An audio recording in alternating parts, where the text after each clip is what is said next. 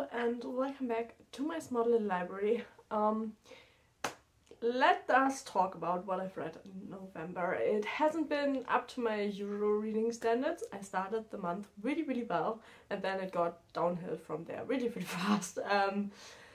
But yeah, that has something to do with me getting corona and then our heating not working. And to be fair, the month of November has been kind of shitty, if we are completely honest. Because getting corona has triggered some of my health problems. It's not the funnest thing in the world, but yeah. Let us start at the beginning of the month. Also, there won't be a December TBR because, to be honest, I don't see a sense in that at the moment because I just cannot stick to anything I really want to read, and so it doesn't really make sense to have a TBR. So yeah, we're only going to talk about the books that I've read in November, and yeah, hopefully at least some of them are kind of interesting. So the month started out really well, insofar as I got The Sunlit Man, the last of the Brandon Sanderson Kickstarter books. If you want to have like a complete review of them, up one of the sites, you know, will be linked my review to the Kickstarter. But yeah, I got The Sunlit Man, I read it. It is amazing. I personally feel like it's one of his best books. It's a pure adventure book. Like from the beginning to end, there's just adventure there. And yeah, so I really loved it. I gave it 5 stars. No discussion there. But yeah, it is a Cosmere book. So yeah, you will see things that you already know and love if you have read his books. Especially Stormlight Archive series. This one is connected to that series and it's really cool. I haven't read the complete series yet, I've only read part 1. So I think you would probably get a little bit more if you've read the complete series as far as it's out. I haven't. I don't think it was that problematic, but yeah. You could read them all before, but you know, I was just really excited for this one and it's a fantastic book, so you know, why not read it directly. This book has really wonderful illustrations, so yeah, definitely a book you should pick up. Let's put that there so so that part of the bookshelf is filled. But yeah, then after that I've read I did a reread of I Am Legend because I wanted to do a review video of that one. That is also up, so I will link that in the cards as well. But yeah, I Am Legend by Richard Matheson, or Matheson, I still don't know how to pronounce his name. Yeah, one of, I think, the best vampire novels out there, because it is so different. If you've watched the movie, I would recommend you to read the book because I feel like the book does it better. So far as the focus is supposed to be on the main character, Neville, or Robert Neville is his name, and not on the vampires. And I feel like in the movie that gets a little bit lost, not totally, but I think the book just does it so much better to focus on the human suffering and stuff like that and not kind of focus on the vampires that much. So yeah, this is a really good book. I gave it 4 stars. I think because obviously it's not like my favorite genre, I always assumed that it was more of a fantasy book or like sci-fi book.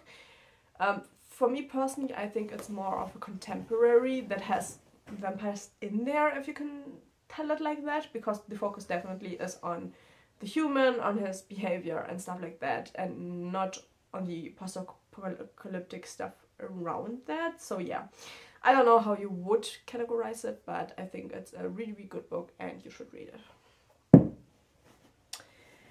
After that, I listened to a good audiobook that is called Cultish in the Language of Fanaticism, and that one I gave 4 stars. It's by Amanda Montell and it's pretty much what it says it is.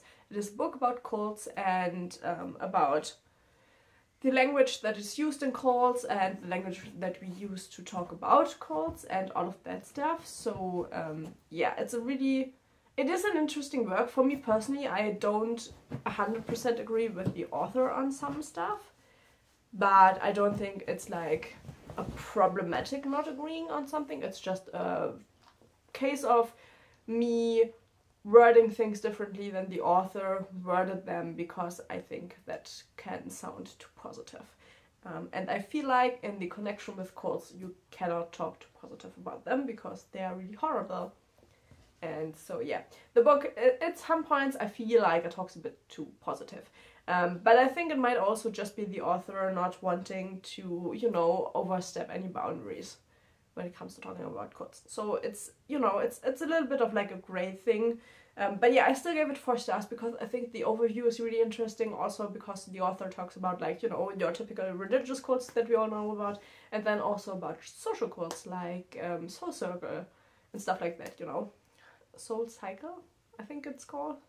Stuff like that, you know. So it's a really, really interesting overview of different kinds of cults and the sameness in the language that they use. Then I got my Lumicrate horror book box, and in there was this really cool looking book. This is The Last to Leave the Room by Caitlin Starling, and I enjoyed the book, but I wouldn't say it's a horror book. So yeah, I was really confused once I finished reading it, you know, because for me personally this is much more of a sci-fi book than it is an actually horror book, because it's not really horrendous in any kind of way, because our main character does analyze everything in a scientific way. She analyzes the horror way, in my opinion, and so yeah, I like the kind of the story, I like the idea of the story. I just think I would have loved it more if I would have gone into it thinking it's a sci-fi book, and then having this little touch of horror. I think that would be much more enjoyable than the fact that they market this as a horror book, and then you go in and it turns out to be more of a sci-fi book with a little touch of horror. Yeah, I don't know, it kind of annoyed me because I feel like, you know, I could have enjoyed it so much more if I wouldn't have thought that there should be horror coming, and why is our main character explaining all of the horror away, because she's a scientist and she scientifically tries to explain everything, and she can explain everything, which is the weird thing about it. And so yeah, what is left of the horror? Not much.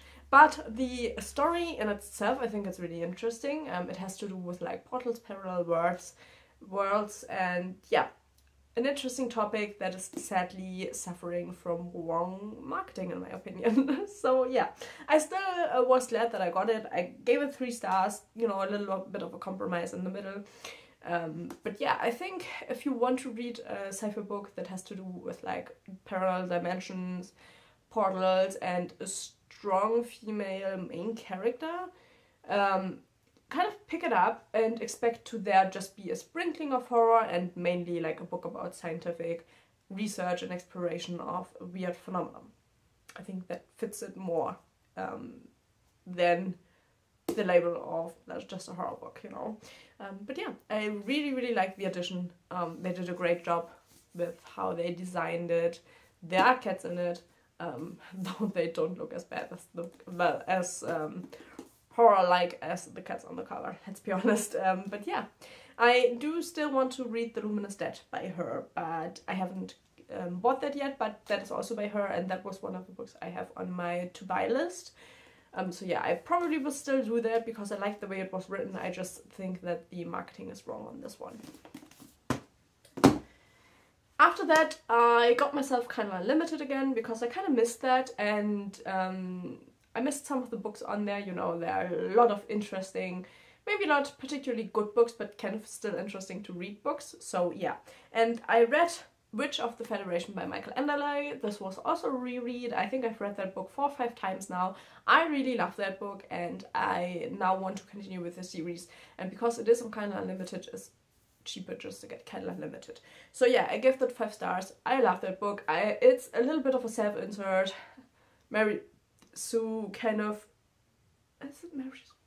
You know, it's a little bit... The main character is a little bit blander, but I love the story so much, and the concept of the story having, you know, a destroyed Earth, sci-fi, space battle, space faring, and then one planet that has just a lot of magic, and the energy from our planet doesn't work on them, on theirs, and then our main character kind of discovering her own kind of magic and going from there. I think it's just a really, really interesting story, and I love it. I cannot even tell you why. I don't think that it's a particularly great book from, like, you know, a storytelling kind of point and stuff. I don't think it's a perfect book in any way, but I get so much enjoyment out of that book every time I read it that I cannot give it anything less than 5 stars. Then we had, sadly, another kind of disappointment. In a way, this is The Serpent Shadow by Rick Riordan. This is the 3rd book of the Kane Chronicles, and I expected more. I think the Kane Chronicles, they are a trilogy. I think they could have been 1 to 2 books instead of the 3. I think there's too much padding in here. It's too much always the same. It gets old really, really fast. I think the relationships of our main characters, who are 15 in this book, are just weird. That is something that I feel a lot of the time with Rick Riordan. Yeah. So, in my opinion, if you've read Percy Jackson, there's no reason really to read this other than if you're really, really interested in Egypt and their gods and their religion. But other than that, I think it's just too samey, and it is just too padded. There's so much unnecessary stuff in these books that I had to give it 3 stars in the end, sadly, because I just think this book shouldn't actually exist. This should have all been in the last book with less unnecessary padding, which I didn't feel like that in the Percy Jackson series, so I don't know why I feel that so much in the Kane Chronicles. Can't really put a finger on it, why that is so different, but yeah, for me, this didn't really cut it that much, so I gave it 3 stars. Because I did enjoy the story. I love the old gods, the Egyptian gods, you know, I studied that in university. I really liked the topic. I liked what he made of the gods and stuff, how he kind of depicted it. I liked that.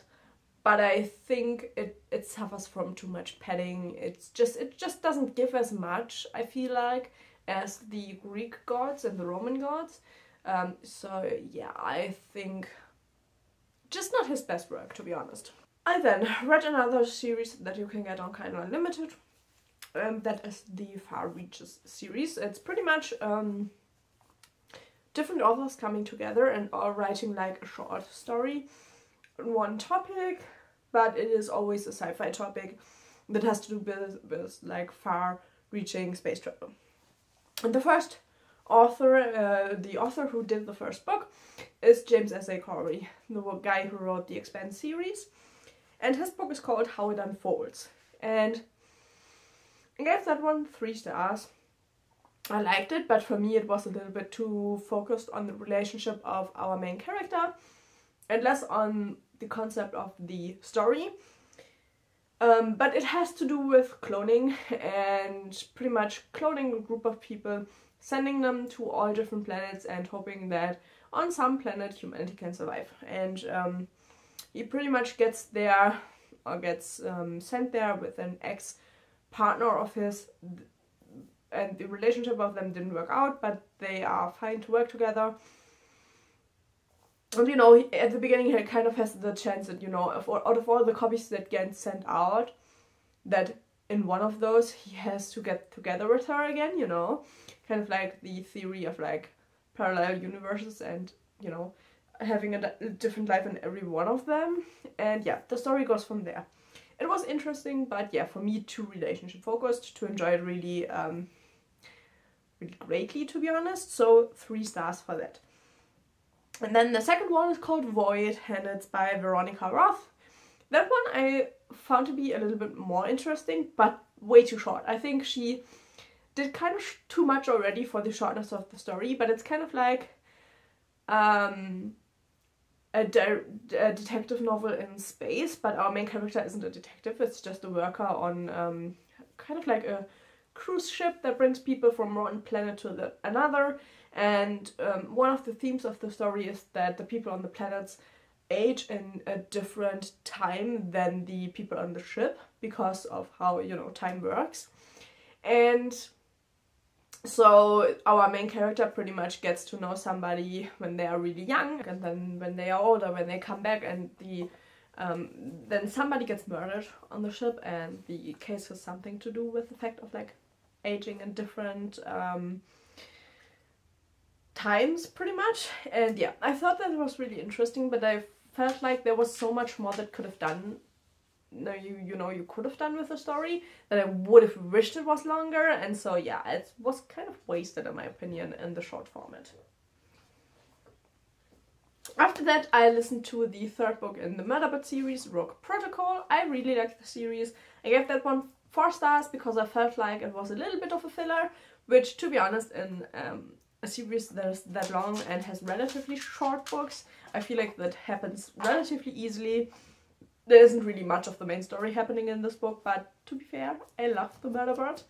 So yeah, I can read about him each and every day. So I don't mind it being a filler, which is why I gave it 4 stars still, because it was still interesting, you know, he's kind of like developing as a character and getting more comfortable with humans and with his feelings towards stuff. But yeah, the main story really didn't get that much further. Okay, so that was the last book for November, so I didn't really read that much in November, but as I already told you, it was kind of a shitty month, really not that enjoyable, so yeah, I didn't really read that much, but I'm fine with that, you know, it happens. Not every month can be a good month, but yeah.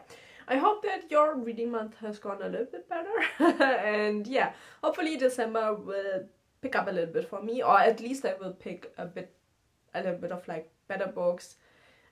Also, I need to tackle my physical TBR, so hopefully there are less ebooks and audiobooks, you know, and more physical books on the next wrap up. But yeah, that was it for the November wrap up of 2023. Hopefully you all have a good reading month. I hope you have a nice first Advent, because this comes out, you know, in the week after that. And yeah, I hope you're having, you know, a nice December and a nice holiday time, and yeah, hopefully I will see you in the next video. Bye bye!